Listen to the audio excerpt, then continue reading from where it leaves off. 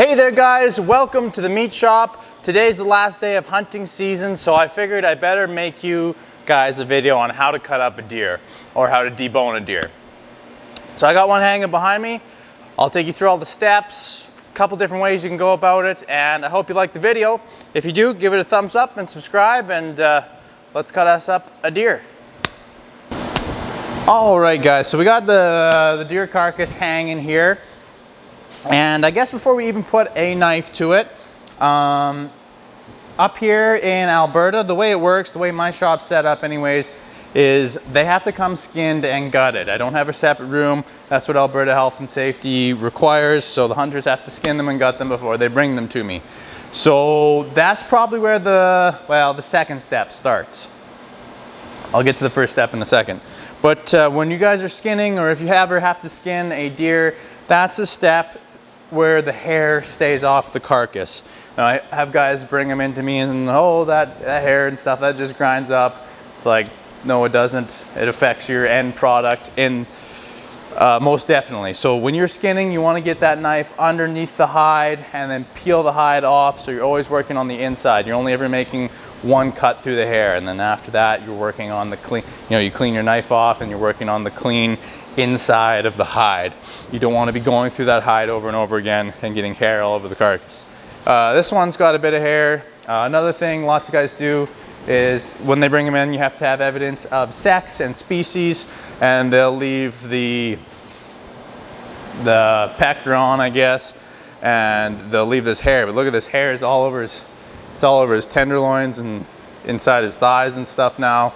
So when you do that, you have to do it, I get it. Wrap it up in a bag or something like that, because now you got hair all over your tenderloins and all over your inside rounds and sirloin tips. And then I guess step number one as a hunter, what you can do to improve your meat quality is good shot placement. So you want it to die right away. One, it's ethical. Two, it improves the quality of the meat. Looks like this guy got him in the shoulder, so he'd have been done right away. There's always going to be a little bit of meat wastage because that's just the way hunting goes, but you want to avoid gut shots. One, because the animal's not going to die right away, it's going to run, that stresses it out. That stress affects the pH of the meat and it gets darker and tougher. And second reason why you don't want to gut shot it is when you do gut shot it, you blow those stomachs up, that stomach contents up usually, and you spread those contaminants all through the cavity. You have a potential of wrecking your tenderloins, which are in there. So shot placement, one, the first step as a hunter to improve your meat quality, and step two is do a good skinning job.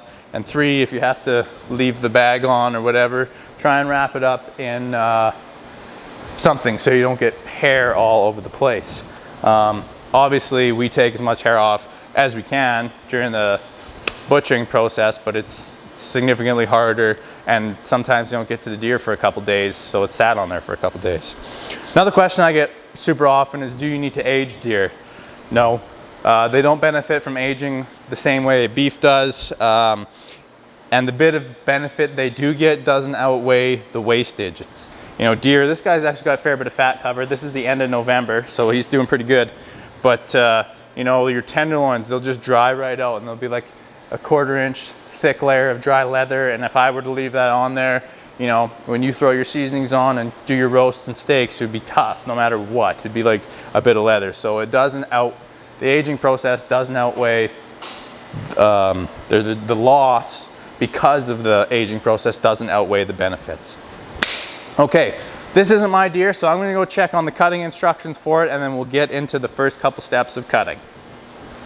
Okay, so we got the knives ready to go. This guy just wants steaks and sausage, so it's super easy order. So first step, what I do is when they're dirty like this, just clean up some of the hair. We'll get rid of this, don't need that anymore. The source of much of this hair. Right, and then when trimming hair, if you guys can, if it's possible, say there was, you guys might not be able to see this, so I'll bring it in a little closer. Focus, you guys see that hair that's on that meat in there? So that's the reason why you don't want to do that. So what I would do though is, we got this bit of hair up here and stuff.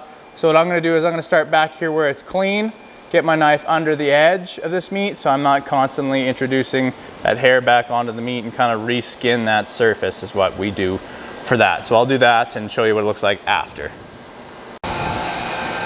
All right, so I spent a couple minutes trimming away there, guys. So as you see, it kind of uglies it up a little bit, but that's the sacrifice, I guess. You know, get some of that hair off of there. But that's what you got to do. I've never read a sausage recipe or a meat book that says hair improves the flavor. Also for bacterial reasons, guys, too. It's like bacteria is on the outside of the surface, which is where the hair is, and when that's on there, the bacteria starts to grow on the meat. Meat is a great bacteria growth locations, protein, it's got lots of water, so you want to get that off of there. That's another reason, you know, aging doesn't work so great with deer, is because the bacteria load is a lot higher than what we would be able to do in the meat plants. In the meat plants, we got clean environments, we're able to wash our hands frequently, there's no hair and feces and stuff on the carcass. So at a meat plant versus lots of times with deer you do. But so anyways, guys, that's kind of what it looks like after it's trimmed. Get all that hair off, and now we can start breaking down the carcass. Okay guys, so the cutting instructions on this guy are super simple. He just wants steaks and sausage. But I'm going to show you how to get a couple more cuts out of your deer if that's what you're interested in. So first step, I usually have a couple guys helping me out working on the cutting table. So I usually knock the front shoulders off first. And off the front shoulder you can get the shortcut clawed, the Scotch, mock or petite tender and flat iron, as well as the shank if you like deer stew. But basically I always use a meat hook too, by the way, guys. It makes it quite a bit easier for gripping and stuff. You can do it without one. It's not a necessity, but it's kind of like a luxury. So what I do is I kind of get myself on the other side and I pull this arm out, and I'm going to get my knife into that seam, and I'm going to stay close to the arm side. You want to stay away from the carcass side, because the carcass side has the chuck in there, and the chuck makes an okay roast. It's kind of like a crock pot roast. And you kind of, right up in here, you'll feel that blade bone. You want to stay against it, because otherwise you're going to be into, like I said, that chuck. Oh, a little cartilage. All right, boom. So then that's the arm, and you see you got that nice silver skin there. That means you're in the right spot. If that's kind of fleshy looking, meaty looking, you're maybe in the wrong spot. And so I'll do that again on the other side. And I do switch hands here sometimes. Open that up. And sometimes, yeah, if the critter has been shot in the shoulder, this is a little bit more guesswork. There's a little more hair for us. Sweet.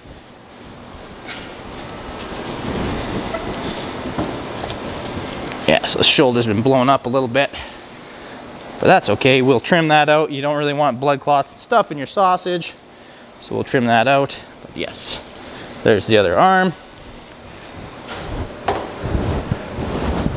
Still got the silver skin intact.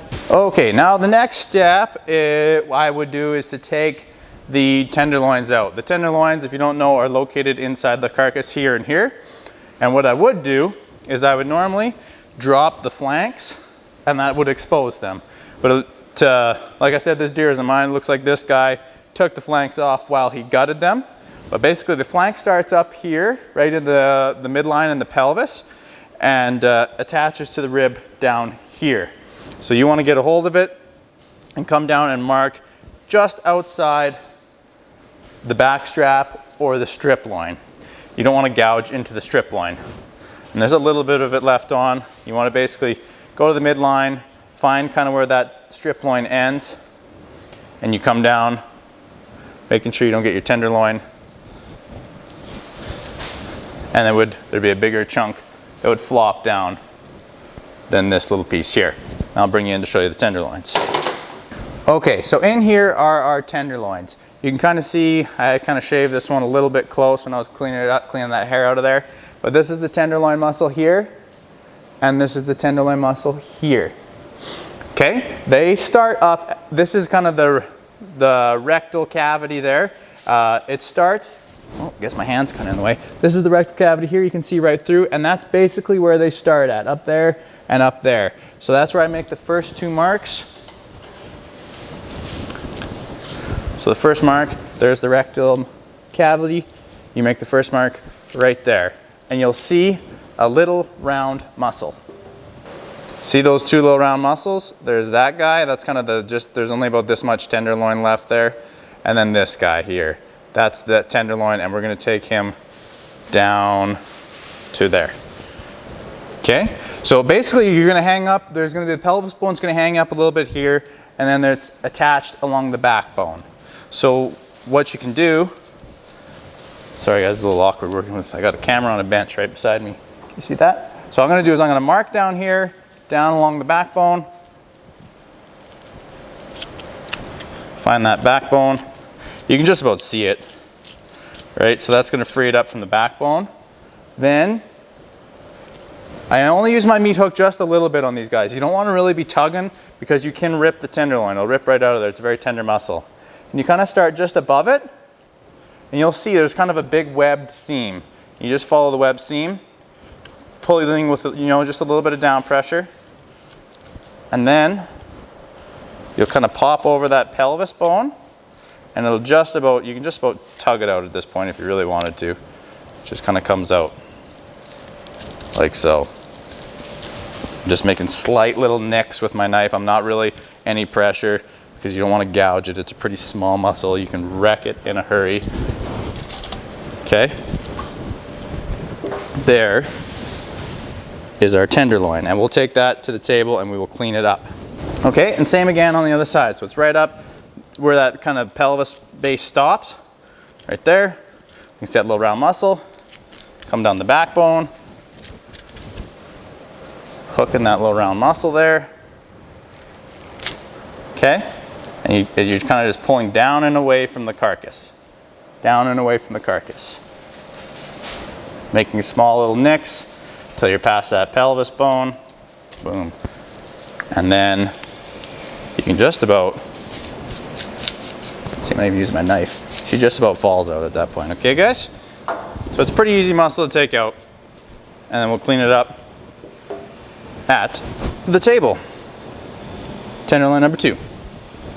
Okay, so we got the tenderloins out. The next most valuable cut is the backstrap.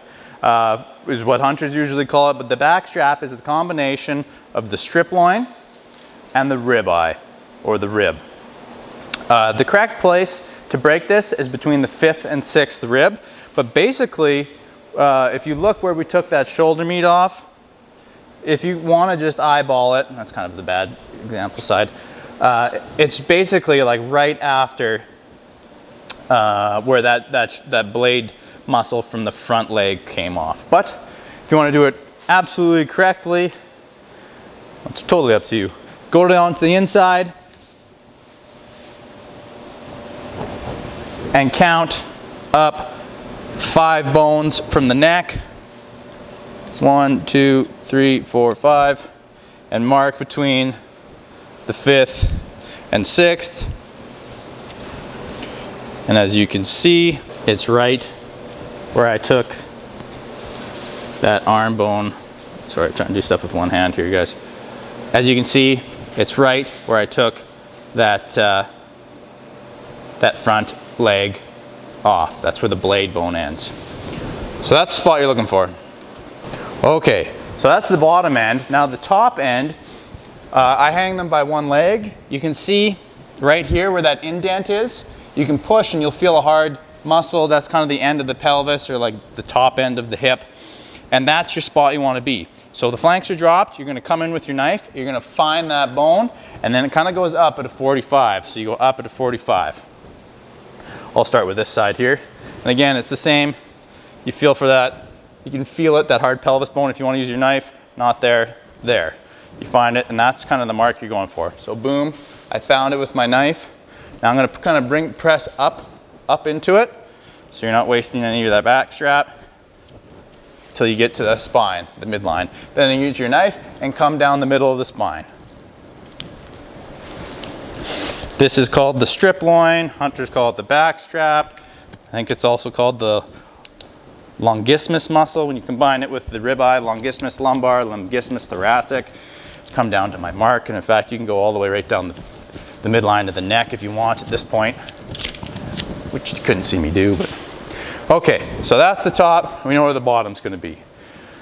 Now I use my handy dandy meat hook, or you wanna kind of grab at that tip, and you're kind of pulling down and away. Not too aggressively, but this is why hanging a deer carcass, I find, is a better way to break, because you get to use gravity on your side. It's a little quicker. You'll get a little closer to the bone. You can do all this the exact same on the table though, guys. Okay, so I go till I press and I find a bone. Those bones are called the feather bones. You know, they're the little light bones that the tenderloin sat against. Okay, so pulling down and away, you hit that bone. There's gonna be kind of little ball bones, or close to the vertebrae, little nubs. So you wanna kind of work your knife over those little round bones whilst keeping pressed hard against the feather bones. Okay, carry on. Staying tight to the feather bones. And you can see that white bone there, that's what you want to be against. You know, if there's a bunch of meat and a bunch of flesh there, you're kind of too far into the back strap and you're wasting a bit of meat. You want to see those nice white bones. Or you want to be able to see the bones. Okay, then I'll turn my meat hook over so I'm not gouging into it, and I just keep my knife pressed against those bones and continue to come down. Bring the back strap down. And then right away here, guys, we're gonna hit the rib. It's gonna change from these kind of feather bones, which are the lumbar bones, into the rib. And the rib starts basically kind of where that flank is dropped right here. So then I'm gonna come at a bit of an angle. I'm gonna press my knife against the rib bone, cut into the meat, and then come into the back strap from the side so that I'm not losing any back strap. Because otherwise you can lose some at this point, and it's basically just going to peel out of there now.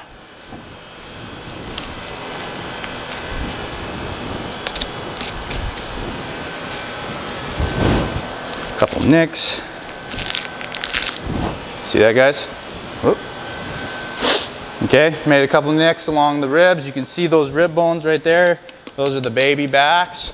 And then you make a couple nips along the spine, and she'll just pop out. So there's the back strip. You know, no big gouges in it. That's what you're shooting for, and we'll clean that up on the table. Okay, guys, so this leg's kind of cocked here. That's gonna your pelvis point. You can feel it again, and it's same on that side. So you come in, find it, go up. I've already marked the bottom side between the 5th and 6th rib, or basically right where that blade bone ends. This one's going to be a little blown up from the shot. Come again, I'm kind of pulling down and away. So that first little bit gives there. Find the first feather bone, and you stay tight to it.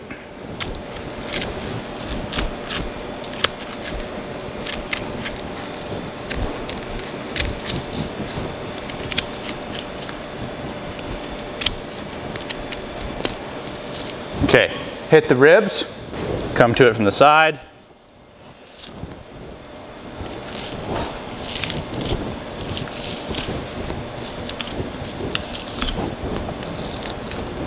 Okay, then it's gonna be just a couple marks down the back, and that sucker's basically gonna peel itself out of there. Or I want to be just marking just a little bit as it goes down. Another lovely backstrap. Okay, now the kind of stuff that makes trim and sausage. Okay, so if this guy had bigger flanks, the flanks would be dropping down right now. It says kind of got a little bit of one. So I go right up along those lumbar muscles, and I'll spin the carcass around to the front, or if you're doing it on the table, you can flip it over the front. I'll mark right down the middle. And I'm gonna take this all off as one big chunk. So I'm gonna peel the brisket away. You can mark down to that breastbone, and there's gonna be a seam underneath. And that's gonna help you peel that brisket out. I have never cooked up deer brisket.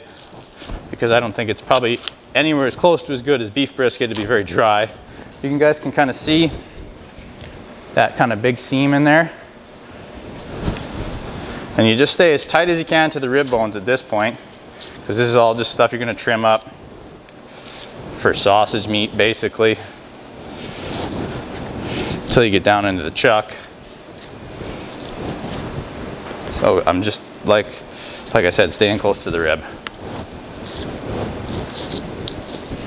Take your time here, guys. You know, it's not a rush or anything like that. You just want to get as much meat as possible. And then afterwards, you can go through the ribs, or I'll show you another ways where you can do the rib meat at the same time as this. Kind of like a bit of a bullet hole there. Okay, and then we're kind of, there is a roast in here, like the chuck roast. That's kind of where the ribeye turns into the chuck. It's kind of a crock pot roast, so you want to take your time when you get to here. And it's the same thing as the rib. You kind of come from the outside. See that? Okay, so we got that bullet hole there. This little bit of blood clot area will be cleaned up on the cutting table. But you can see these rib bones as you went down. And the same, you just carry on. Keeping those rib bones nice and tight. Scoop up that neck muscle. Okay. Same again. Stay nice and tight. Tight as you can anyways. Did I mark down? Oh yeah. So sorry, I didn't mark down all the way down the rib, or down the neck when I did the backstrap, but I did on this side. So you do the same on this side, staying tight to those spine bones, those neck bones. So get all the way down. Okay guys, and then you just stay nice and close. And kind of gravity's working on my side right now. Now this is where it gets a little bit tricky, because the neck's kind of got a bunch of bump muscles. There's about, I don't know, a couple of them there. And so you really want to just be paying attention with your knife. I just knocked the flank off because we're going to be getting close to the floor. And I spent some time showing you guys how to get that neck meat off. But I do find having it hanging like this is a big bonus when it gets to the neck. Because you can really, like if you pull, you can see that meat hanging on there, and you can just nick where you need to. And then it'll kind of rip away from the rest of those little button bones, or whatever you want to call them. Neck bones. You're just tracing, really. Pulling, seeing where it gets hung up, and you just make a little mark.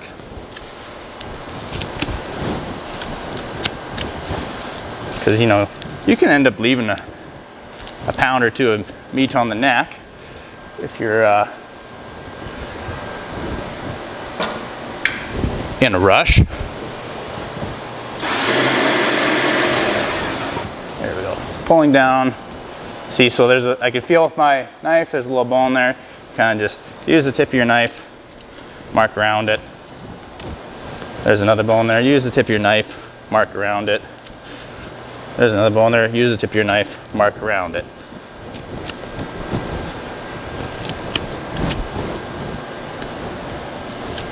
So this one's just kind of tedious knife work, but you're just, yeah, you know, and with my left hand, I'm actually using quite a bit of force, because, you know, there's a nice muscle down here, but once you're into the neck, there's no retail cuts, there's no nice roast, there's no good steaks, so it's all about sausage meat or stew meat, so you can be kind of mean to it. So you just mark,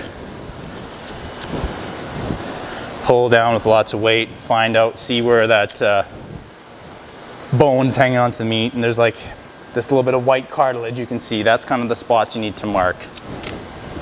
Pull down hard. Get up and around.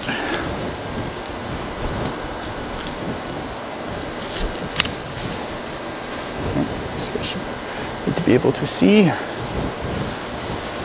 that little white cartilage, down, up, marking around. Getting as much off as you can. And we're about to come to, let's keep turning on me. About to come to the atlas joint. So that's the final joint there.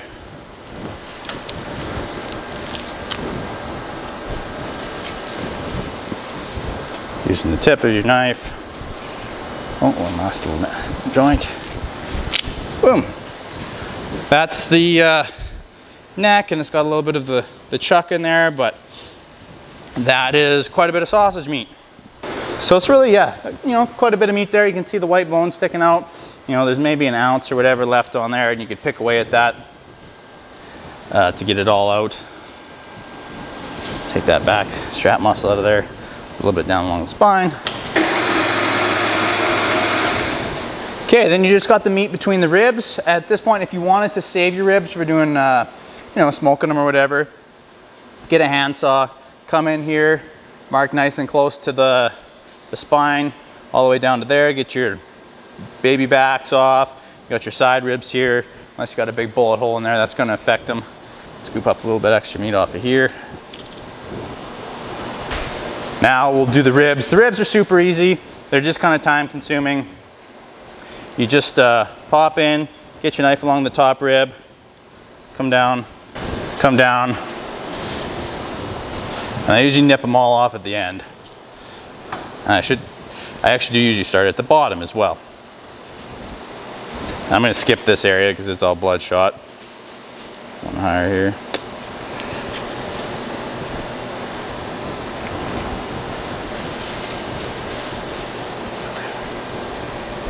I'm doing a really good job here.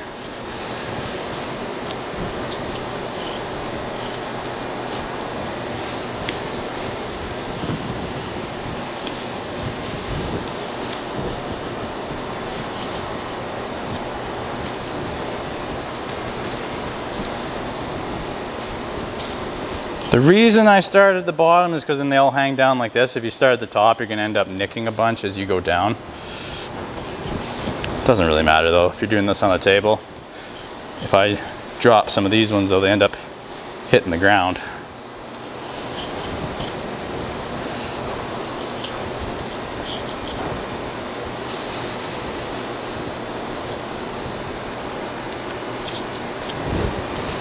Okay.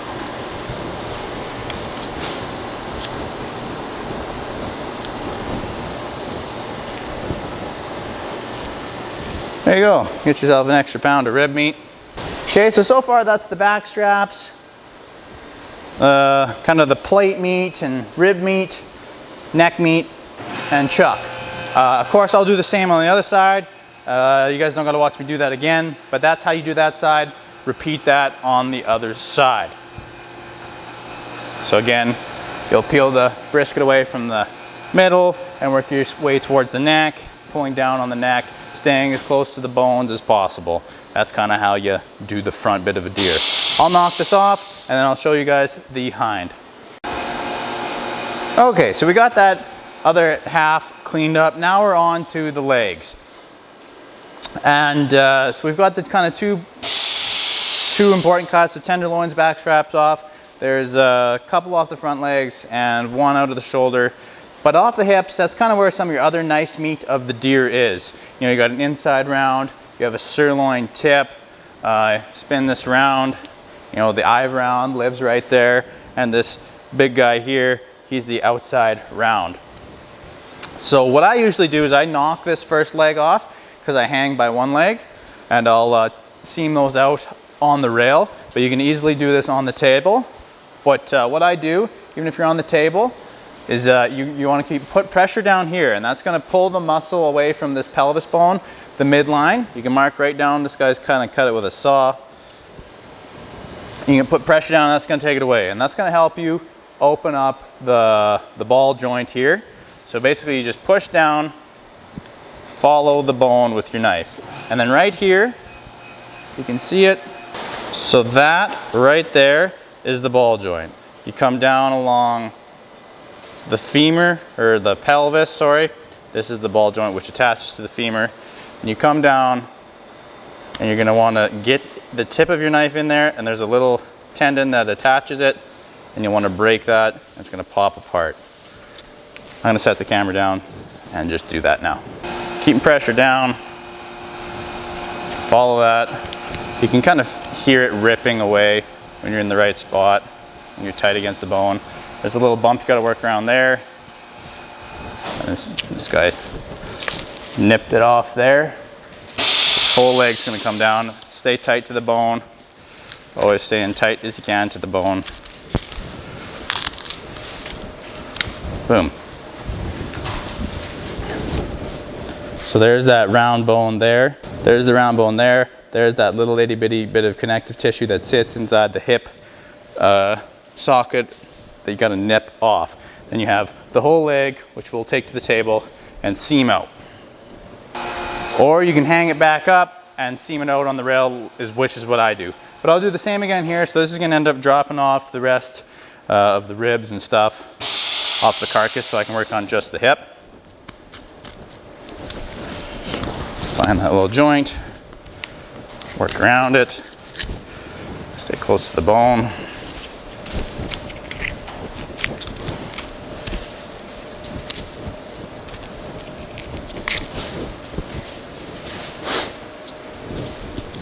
There's a little kind of thing you got to work around here. Come back close to the bone, kind of using the meat hook to pull it away. Boom. And she drops off and you're left with the leg. And there's that little ball.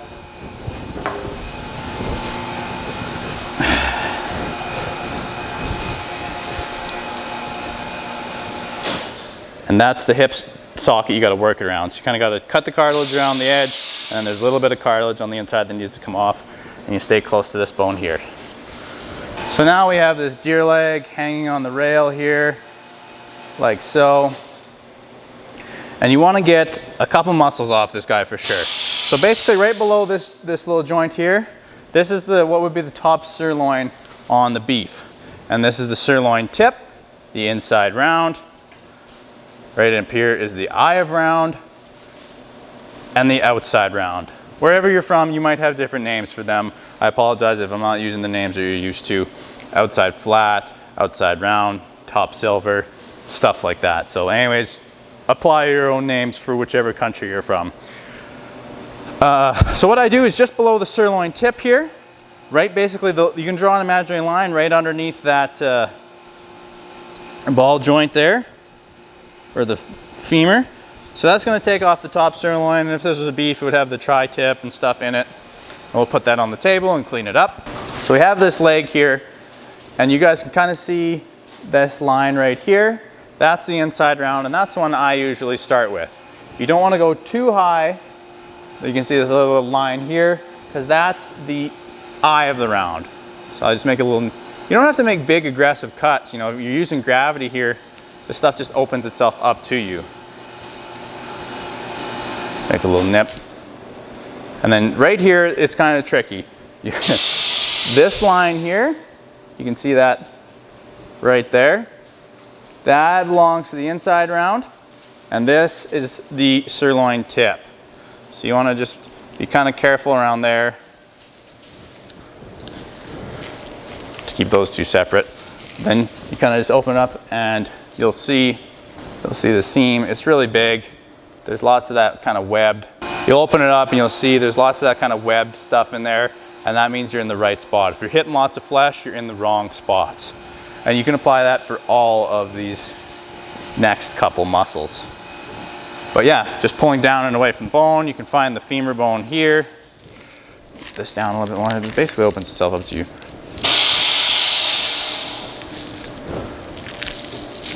Boom. And that's how you peel off the inside round. Right there's our femur. And that's a nice roast piece once we clean it up, or you can make jerky, or you can make some hip steaks out of him. So that's the inside round. Next muscle I take is the sirloin tip. So that you can find, if you look closely, you can kind of see this big seam. This big seam comes up and it's going to meet the knee bone right here. So you can see right there, it goes from kind of muscle to white, that's bone. So you can come around from this side and you want to go just under that knee bone. Kind of make a U-shaped cut. Just under it, I say. And come up onto the other side where you see it starts. And if you nip a couple spots up at the top with your knife, this muscle just rips off, and you can see that bone. Just make a couple cuts when you get to the bottom to get it off.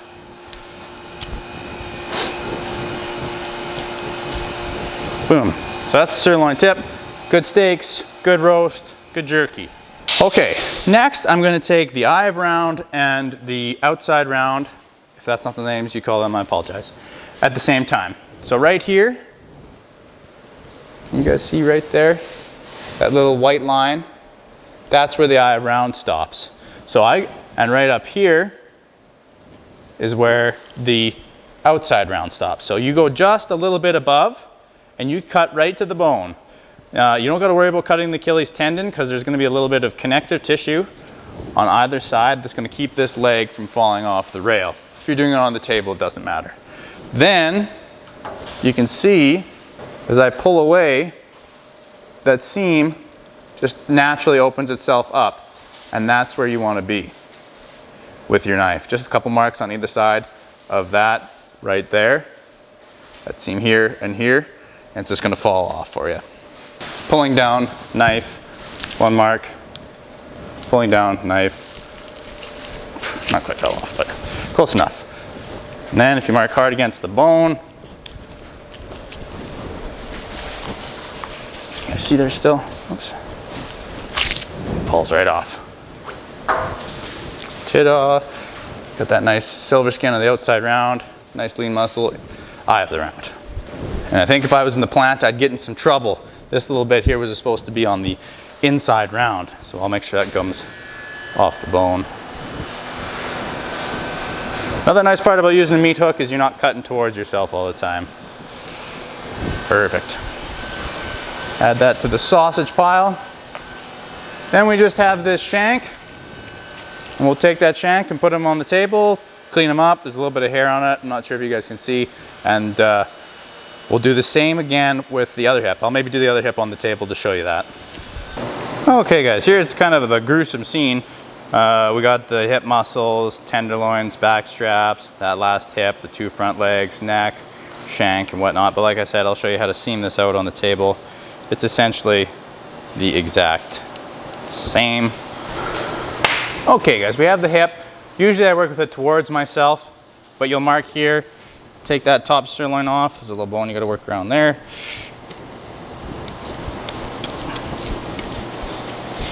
You can also leave this on, it's gonna add to the outside round. But so then again guys, maybe I can show you a little bit more detail. Right here is the seam, and right there is the seam. Those two cuts for the inside round. Up here is where the eye of round starts. Those three cuts. So, or you can just follow the seams here, like they just about naturally lift up. See how this, you can see the silver skin. The silver skins are your guides.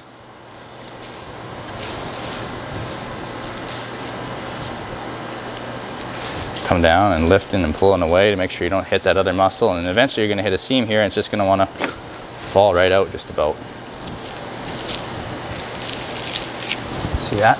Those seams opening up. And if you're not in the exact right spot and you nick another muscle, it's not a big deal. But see how that, you can kind of see the silver skin. It's not real fleshy looking. There's not a bunch of gouges. And there's that kind of webbed looking stuff right there. Those are the signs that you're in the right spot. Boom. Inside round. If you want, you can peel the eye round off right there. It's easy to see.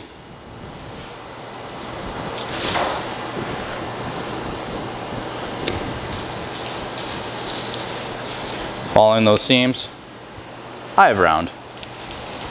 Then here you guys can kind of see that deer leg, that muscle comes up to there. That's where the top of the sirloin tip is. You can mark there and then come down the bone. You press your knife right against the bone and mark all the way around. Under that kneecap is the only thing you got to watch for. And you can do go 360 around the bone at this point if you want to. Or you can flip it up and... Okay, sorry, my battery died on me there. But what was I doing? Taking the sirloin tip off? Yep. Or you can come down, mark top of that seam, continue peeling around here. You can see the big seams. Basically just follow the seams when it comes to doing the hip.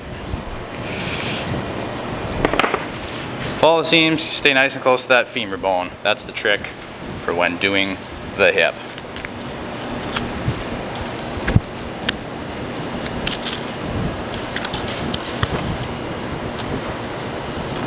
Okay, so that's the sirloin tip, eye round, and outside round all in one. You just kind of get in there again, find that big seam. The indicators are, you can kind of pull, it'll show itself to you. Sorry, there's no eye round on here. And you can pull that silver skin meat off out at the same time. Okay, perfect. So that's how to do the hip on the table. A couple nice hip muscles there for you. That's the sirloin tip. Turn that into a nice roast when we clean it up.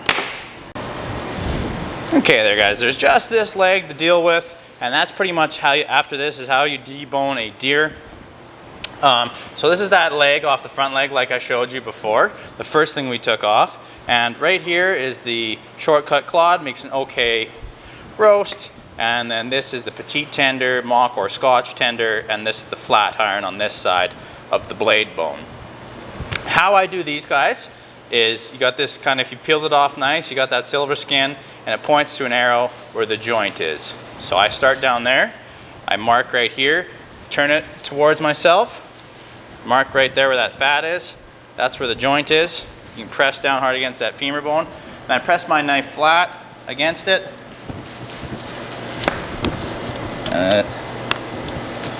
Whoops, a little further under there, shows itself to you.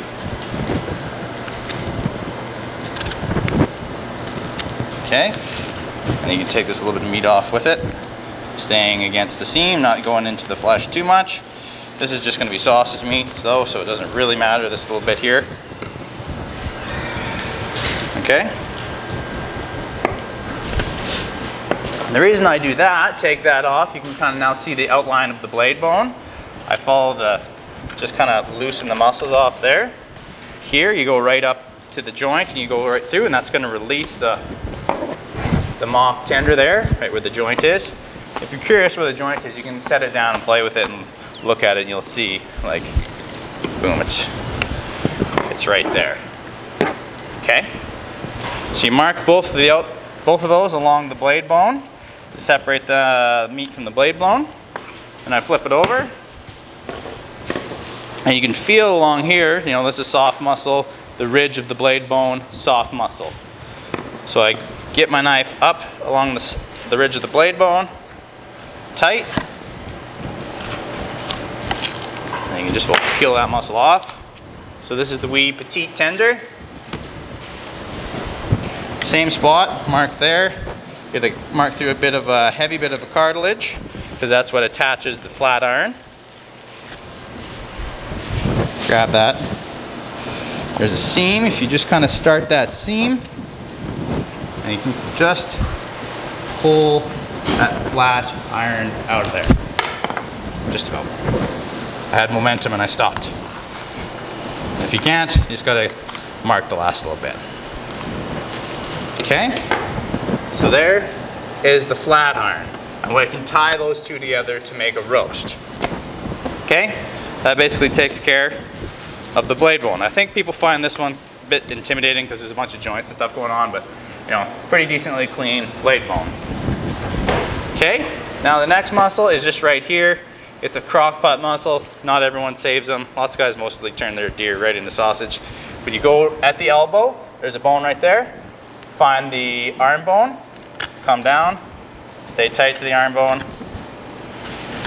and that sucker comes off like so. This is called the shortcut clod on a beef, and you can tidy that guy up and get a roast out of him.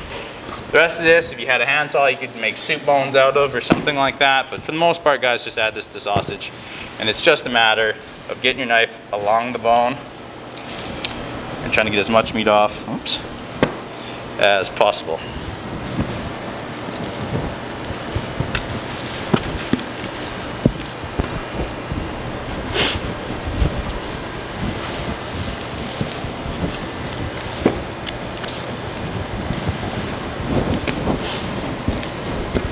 Sometimes This is the spot where hairs will show up for sure, because you kind of got to open it up along the leg. So I'll just get just under the skin if there is hair. Above the hair, you don't want to be cutting into the hair. Take it off. That's kind of heavy silver skin that most of you guys aren't going to be able to run through your grinder anyways. Stay nice close to the bone.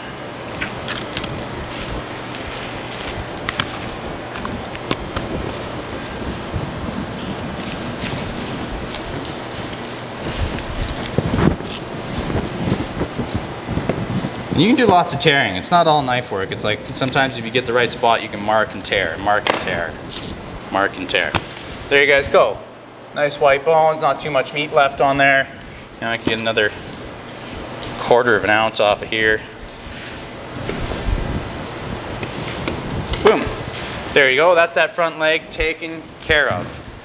I'll do the other one, guys, later. But basically, you know, at this point, you know, you're gonna have to start cleaning up your cuts. And when it comes to cleaning up deer cuts, I like taking off fat and silver skin because it makes a better end product. So all you would do, you know, sometimes guys get like worried about this shank. You know, there's so much silver skin in there, it's gonna take forever to do it. I just take the heavy stuff off, you know, the things at the end there, clean that up, get that out of there whilst keeping as much meat on as possible. Flip it over the other side. If there's that real dry outside layer, cut that off.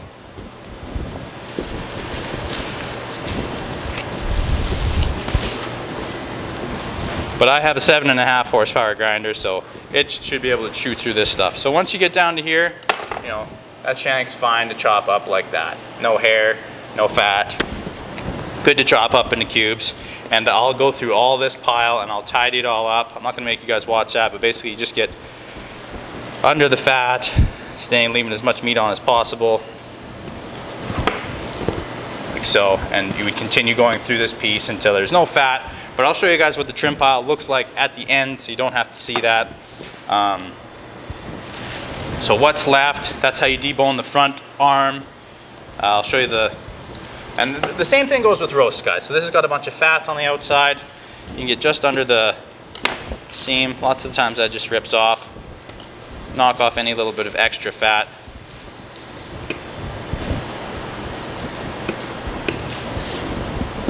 And that's take this little bit of silver skin off this side by just getting your knife under the silver skin. You can see your knife through it, meaning you're not into the meat. You can see your knife through the silver skin. Them bits of silver skin, chuck that out in there. I would tie that to the flat iron. Nice petite tender. Same with the flat iron. It's going to be the same for all the roasts, guys. You basically take that fat off, take as much silver skin off as possible, and you have yourself a deer roast. Deer roasts are super lean, but that really strong game flavor, I find, is in that fat. So you want to make sure that that's off. Otherwise, you know, these guys are shot in November when they're rutting. The flavor can be strong, so it's got to come off.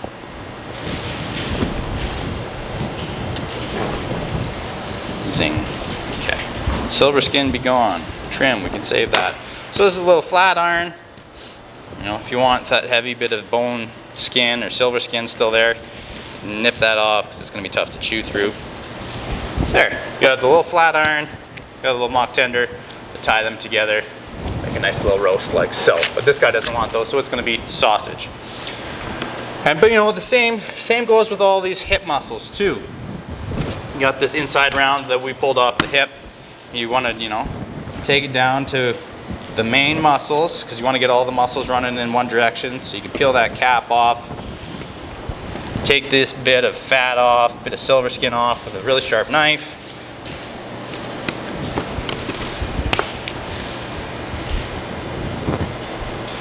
Bit of fat and silver skin on the undersides. And we're not going to do every single roast, guys. I'll show you what they all look like at the end before I cube them up. But you can apply this rule to all of them. Silver skin and fat be gone. Get it down to the main muscle. So it's like, there it is. You tie that into some nice roasts. Or you can see those grains. You see those grains running that way? If you were to cut this into steaks, we cut it this way. So that goes for all the muscles. Maybe I'll do just the back straps because those are really popular. Here's the back strap that we pulled off a little while ago. And you can see there's seams on it too. There's seams on everything. So you get your fingers right in that seam, make a couple marks with your knife, and you can peel that main muscle out of there. There you go, look at that. Looking better all the time. Right there, back strap, nice on the underside, it's not gouged up. So what you're gonna do is you're gonna get your knife just under this silver skin. Same rule applies to all the cuts on deer. No fat, no silver skin. Just underneath.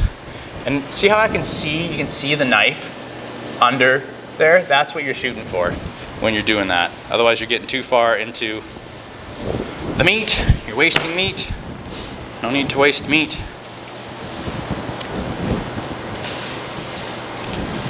You do that all the way down both sides. Put extra here.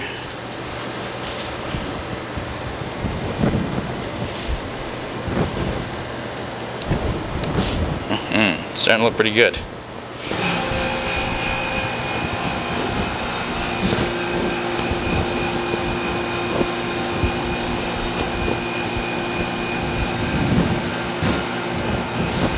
Fat, clean that little bit of fat up.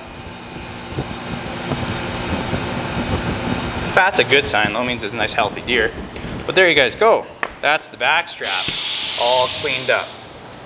And we would just cut it into steaks this way, which he wants, so we can do that.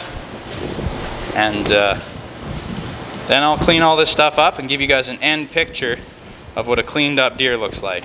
But you guys don't gotta watch me clean it all up, that would be very boring.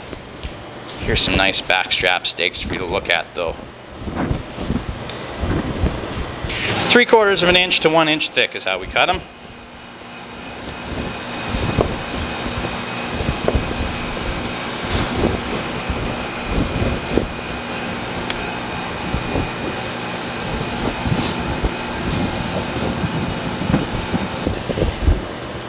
Okay, there they are. There's some end product for you guys. Some nice deer steaks. 1, 2, 3. And he didn't have the other side yet, but I'll get this all cleaned up. I'll show you what it looks like when it's all done. Before I show you guys the end products, this is a little nugget I found and I forgot to turn the video camera on for, but it's the bullet. You want to make sure this doesn't wind up in your grinder.